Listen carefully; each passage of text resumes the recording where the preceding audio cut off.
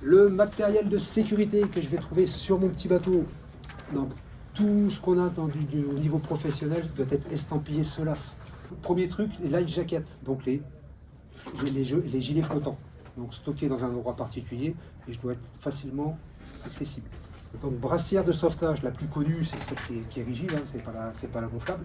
Donc, un appuie-tête, les deux côtés sur le côté. Qu'est-ce que je vais y trouver? Un sifflet, des bandes réfléchissantes, un flashlight. Si je tombe à l'eau, ça va clignoter. Ça doit permettre de sauter une hauteur de 4,50 m. C'est pas conseillé, mais ça doit permettre. Et surtout, si vous tombez face à la mer en étant inanimé, il faut que ça puisse vous remettre dans le bon sens en moins de 5 secondes. Ce qui est en train de se démocratiser de plus en plus, le VFI. Le seul inconvénient du VFI, c'est qu'il faut le faire réviser tous les 2 ans. Il faut changer la capsule tous les 2 ans. Donc si les SOLAS, j'ai 2 compartiments, ce que vous avez sur les bateaux de plaisance, c'est pas SOLAS, il n'y a qu'un seul compartiment. Donc l'avantage de la SOLAS, c'est s'il y a un côté qui se crève, il restera toujours un en état de flottabilité. Donc le déclenchement, j'ai oublié d'en prendre une, sinon j'aurais fait la démo, c'est que faut l'avoir bien positionné, sinon vous avez les oreilles qui remontent. Donc, obligatoire depuis 2007 pour les bateaux professionnels du moment où on est sous le pont. Mais on est quand même obligé d'avoir les brassières normales. Donc on a plusieurs types de VFI, donc vêtements à flottabilité intégrés. Donc on a ceux qui se gonflent, on a les fameuses vaders, et on a des cottes avec des bretelles qui se gonflent aussi. L'inconvénient du vader, c'est que pour moi, si on tombe comme ça, ben on reste comme ça. Donc ce qu'on a sur tous les bateaux professionnels, les TPS, les Thermal Protection Suite, ce qu'on appelle en France les combinaisons d'immersion. Donc elle doit pouvoir être endossée en moins de 2 minutes. Et ça doit recouvrir la totalité du corps, hormis le visage. Donc un bout de 2 mètres pour pouvoir s'amarrer solidement. Il y a plusieurs types d'accessoires sur le truc, un sifflet, un boot, une sangle sous-cutale, un anneau pour pouvoir être élitroyé. Voilà. Tous ces matériaux de sécurité sont représentés par des pictogrammes. Donc, on doit pouvoir monter aussi à bord d'un bateau avec ça, avec une échelle. Alors Christian, tu es prêt à nous faire une démonstration? Top chrono!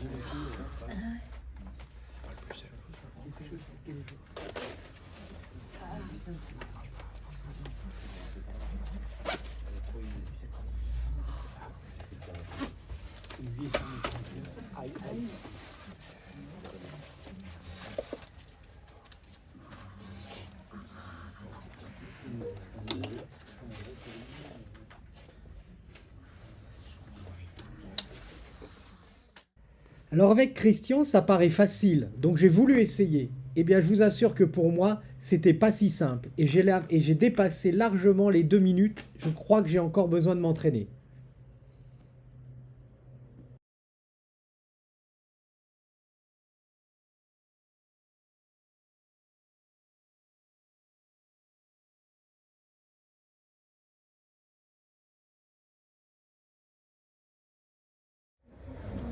On trouve aussi des radeaux de sauvetage, donc beaucoup gonflables. Je ne vous ai pas fait les lifeboats parce qu'on aurait déborder largement sur le truc. Donc le plus connu, c'est le bombard, ce qu'on appelle le bombard, ou la survie sur les trucs. Je percute, ça gonfle.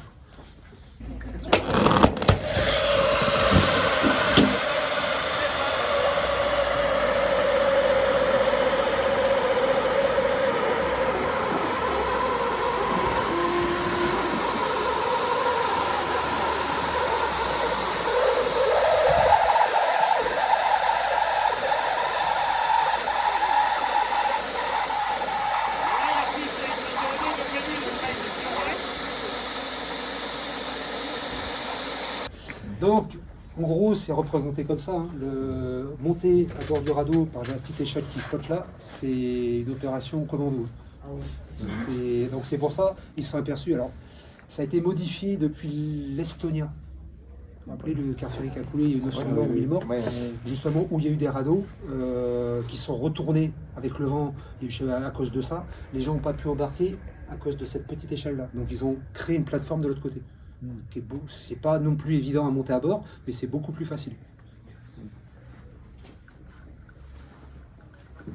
Donc on va retrouver son conditionnement comme ça. Donc il y a une longueur de drisse qui va tirer, vous le verrez cet après-midi. On peut aller plus ou moins longue. Mais on dit il n'y a plus rien au bout, et puis ça, on arrive au point de résistance, et là on tire dessus. Les moyens pyrotechniques, quand je coule, il y a le feu à main, la fusée parachute, et le fumigène flottant.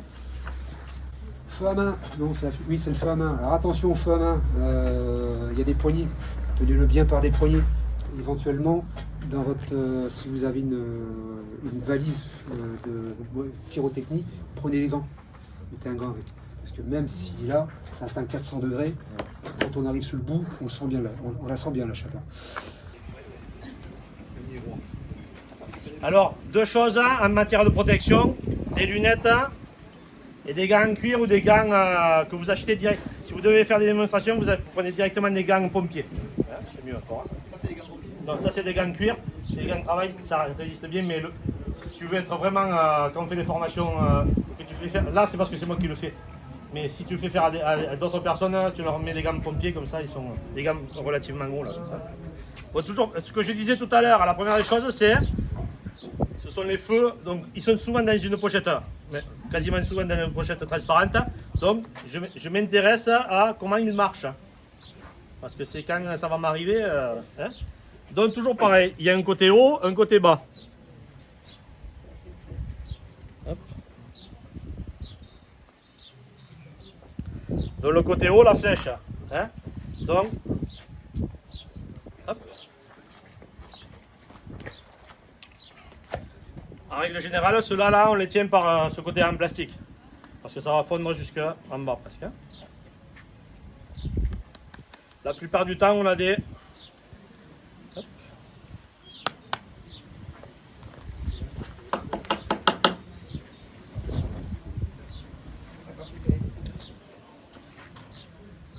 On a un genre de goupilles, des systèmes de déverrouillage. Alors la première des choses, c'est de savoir d'où vient le vent. D'accord? Là, le vent, il vient de là. D'accord? Je l'allume comme ça, je prends tout dans la figure. On va peut-être fermer la porte de... Donc, je l'ai fait toujours avec le vent dans le dos, les yeux et les mains protégés. Et je vais le garder tout le temps, hein, à bout de bras. Je ne l'amène jamais vers moi. D'accord?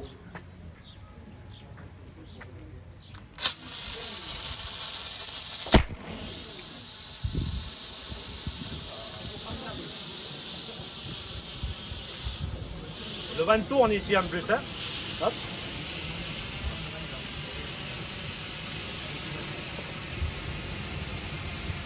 Je ne sais pas si vous voyez, mais là, vous avez les flammes quand même là. Hein.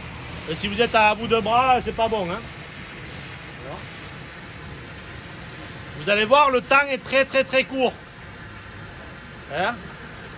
Environ 1 minute, ça veut dire, ce que je vous disais tout à l'heure, c'est il faut que je voie la personne. Hein. Il va me voir. Hein. S'il n'y a personne, je ne l'utilise pas. Hein.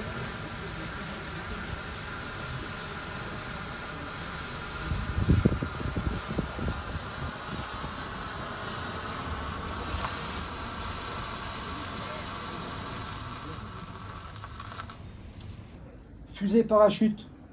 Donc ça monte à 300 mètres. Donc, à manipuler avec précaution. Qu'est-ce qu'il y a d'autre à dire? Ça redescend tranquillement et ça va s'éteindre dans le feu. C'est hyper dangereux ce truc-là. Méfiez-vous. Moi, une fois, je me suis trompé et j'ai confondu un feu avec une fusée parachute. Heureusement que j'avais les gants. Je ne le tenais pas au bon endroit. Quand la fusée est partie, j'ai vu les bouts de gants partir. J'ai bien fait de mettre des gants pour une fois.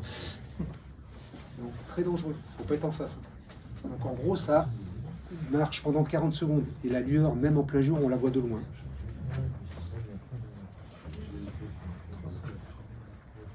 Quand ça retombe, vous avez ça. Donc, quand il y a du vent, faire attention de quel côté on la tire. Enfin, quand on est en mer, c'est pas gênant. Quand on fait des exercices à terre, il faut penser aux voisins. Le fumigène. Je le dégoupille, je le mets, je vais avoir un panache de fumée orange assez intense. S'il y a un grand vent, ça sert pratiquement à rien. Il faut vraiment qu'il n'y ait pas de vent pour pouvoir voir la fumée orange.